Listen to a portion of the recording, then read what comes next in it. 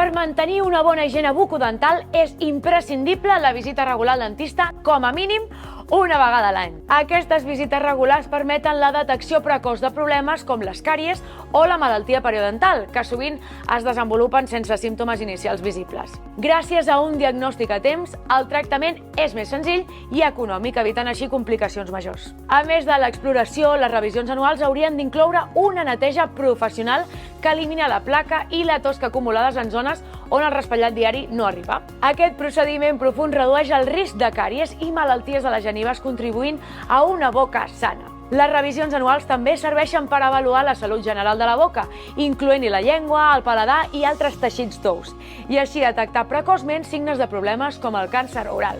Això, sumat a consells personalitzats sobre higiene, fa que cada pacient pugui ajustar la seva rutina bucodental segons les seves necessitats. És important també recordar que, a banda de les revisions rutinàries, és fonamental acudir al dentista si es noten dolors, sensibilitat, sagnat de genives o altres anomalies com mal alè constant. La salut de la nostra boca mereix la nostra atenció i cura.